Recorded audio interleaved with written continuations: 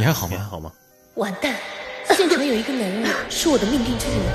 妈妈，什么叫命定之人？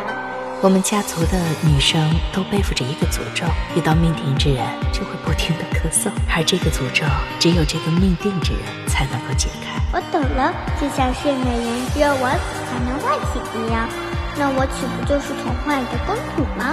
这怎么能算诅咒呢？直到他出现之后，我才理解妈妈说的诅咒是什么意思。那不是校草吗？好帅啊！哎，那不是你那个死对头吗？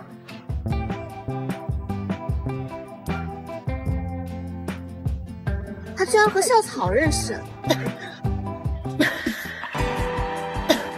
怎么突然咳嗽啊？呛到了？完了，我不会对校草动心吧？难道他就是我的命定之人？没事，毕竟谁想在自己命定之人面前出丑呢？但还好，我找到了可以缓解的办法。天儿，怎么又是他？我出国的审批都批下来，你的不会还没批下来吧？我的出国审批早就撤下来了。后来，不管再怎么接触校草，诅咒都没有发作过。现在我又开始咳嗽了。呀，怎么了？昨晚着凉了吗？怎么突然开始咳嗽啊？难道我真正的命定之人是他？我不会对我的顶头上司季恒心动了吧？穿皮皮去软装。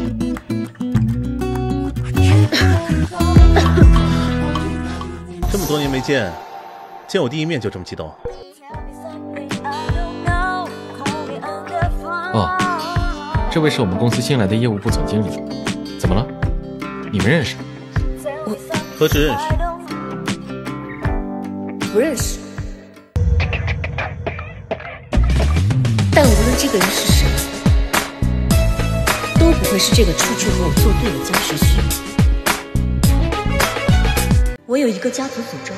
这个项目是我亲自去谈的，是你最擅长的领域，我们两个一起做，我相信它的推进效率肯定会大大提高。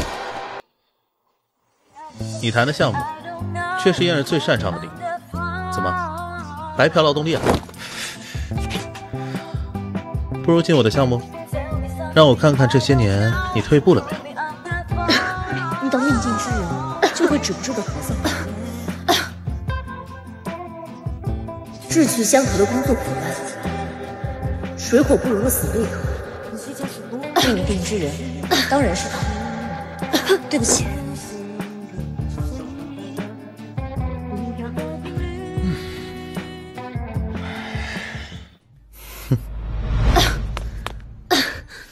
虽然我找到了缓解咳嗽的办法，但我现在还是不能和他做一个项目，不然肯定会吓到他。要想办法先解除诅咒。你怎么不敲门啊？我发现你怎么一见我就咳嗽，大学的时候也是。不会是故意吸引我的注意吧？难道？那个是你那个死对头吗？他居然和校草认识。你谈的项目确实燕儿最擅长的。你没有咳嗽，果然不是他。想得倒挺美。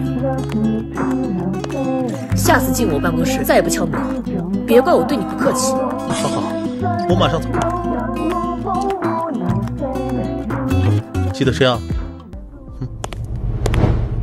季总，大型董事会的老东西是不是察觉到了什么？看在这个节骨眼上，从国外挖回了江时旭。只要他现在手里的项目能成功推进，您即将到手的总裁之位，那可就危险了。我不会让任何人成为我的绊脚石。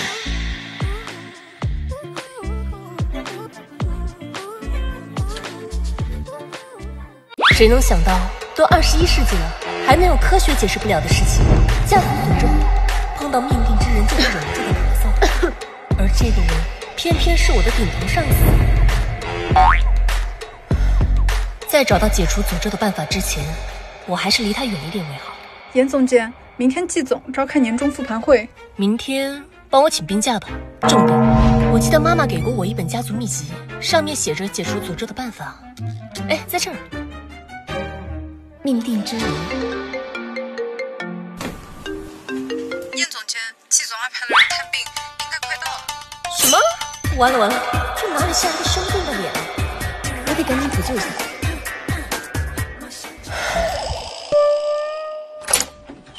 其实没什么大病，就是……怎么是你？你在躲着我，我只能自己来。没有啊，你想多了。坏了，我肯定马上就会咳嗽。完了，这下彻底完了，我的秘密要守不住了。你又不咳嗽，为什么会这样？对啊，我怎么没有咳嗽？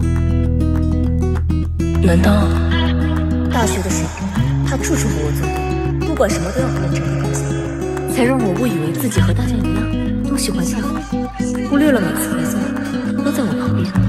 之前在公司也是因为这样，我才会怀疑自己喜欢跳舞。难道我的命定之人？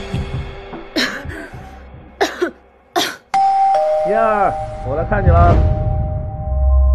就你平时那副不近人情的样子，生病了估计也没人来送温暖，还得是我。江时训。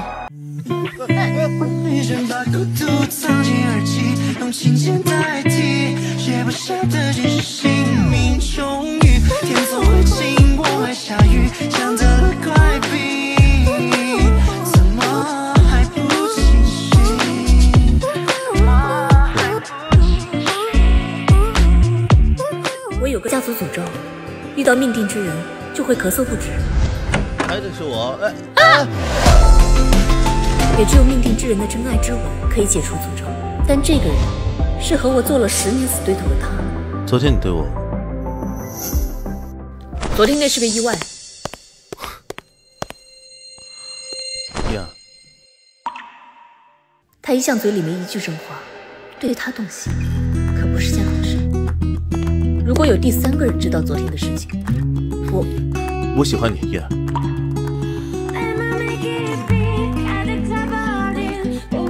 一直都喜欢你。这句话，其实10年前我就该跟你说了。追你，可真是件困难的事情。送东西，装偶遇，你都视而不见。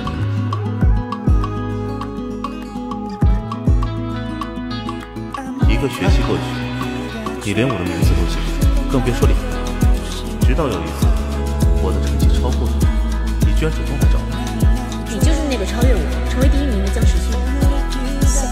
我会夺回你。从此我就发现了，只有比你强的人才会为你干，所以我拼命的学，想让你再多注意自己。我又是第1名，谁知道就成了你水火不容的死对头。等我意识到的时候已经晚了，本以为这样也挺好的，我还和你一起申请了出国留学。燕儿，但是我出国的审批都批下来了，你的不会还没批下来吧？我的出国审批早就撤销了。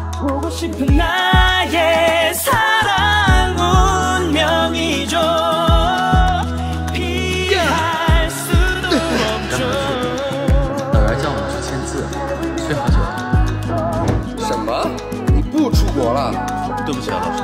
国外的学校已经停止了交换生的名额申请，你资料都交接完了，你必须去。老师，没得商量。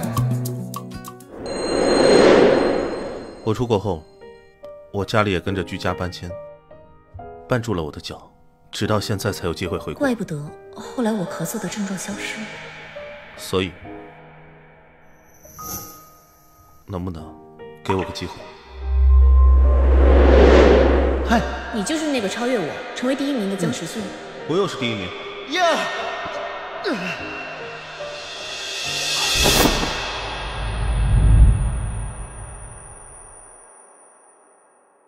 果然，在公司要保守秘密，我可不想让我的私人生活影响到工作。他答应了。梦吧。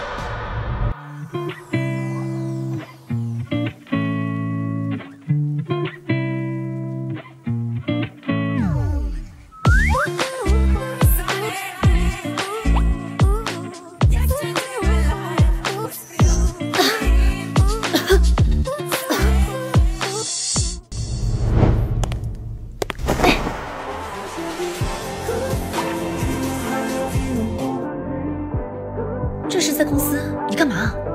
你为什么对着别人咳嗽？你是不是喜欢他？我不是跟你说我的诅咒已经消失了吗？我昨天是着凉了才会咳嗽，而且我的命定之人……我知道，但我喜欢听你给我解释。我不只是命定之人，而是说你有点喜欢我。燕儿，我刚看到江总来你这边了，我有点事情找江总，方便吗？我找燕总监聊点工作的事情，有什么事吗，季总？到我办公室说吧。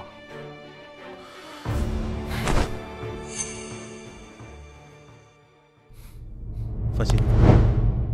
剩下的那200万什么时候打到我的账上？严总监，放心，只要你帮我们拿下项目。什么意思？你和燕儿在谈恋爱吧？这是他昨天晚上见客户吃回扣的音频。如果你主动放弃现在手里的项目，拒绝董事会的总裁任命，那么这条音频将永远不会出现在董事们的面前。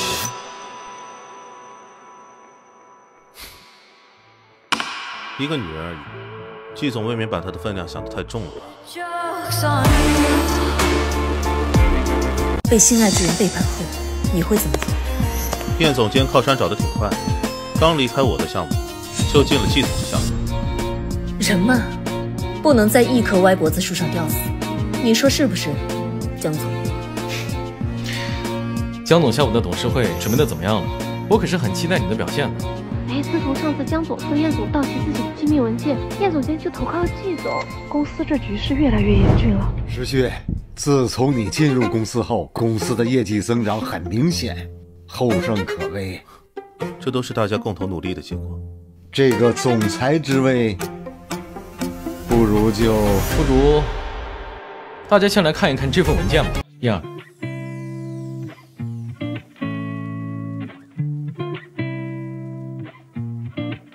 什么？这是谁拟定的阴阳合同？这份合同会让公司损失很多钱的。谁这么大胆？当然是江。季恒，你好大的胆子，居然敢签这种合同！什么？怎么可能？明明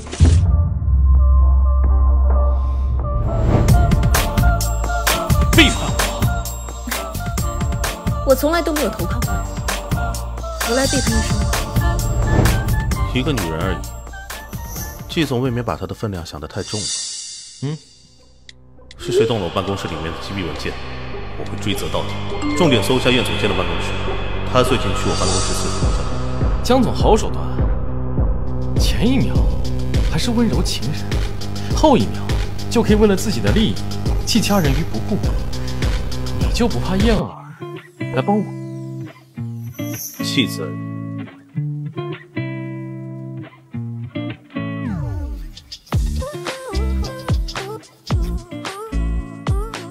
江时旭进公司的时候，就收到了各位董事的提醒，怀疑公司有人手脚不干净，引出你这个蛀虫是他的任务之一，所以他就将计就计，把我安排在了你的身边，更方便找出证据。但我可是拿出了你贪污的音频证据，他怎么不怀疑你呢？张总，是他们联起伙来陷害公司，真正的叛徒是燕儿。声音不对。什么？你说那个音频是燕儿前一天接客户的，但是前一天燕儿因为着凉一直咳嗽，严重到说不出话来，还好已经退烧了，就是咳嗽一直停不下来。我知道，你喉咙疼的说不出话来，先把咳嗽止住，痰少，嗓子也会舒服些。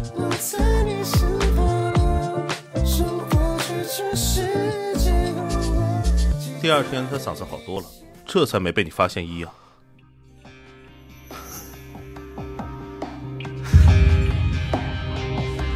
声音，来人，把季恒带走。居然是声音，交给有关部门好好严惩。石训，你答应我的事情都做到了，这个总裁职位你是名正言顺，信不如命。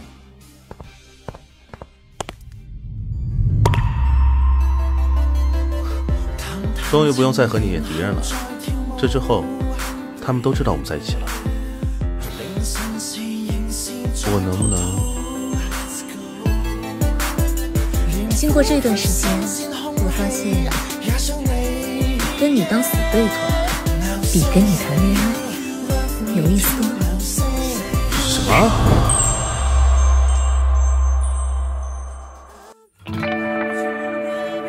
我不。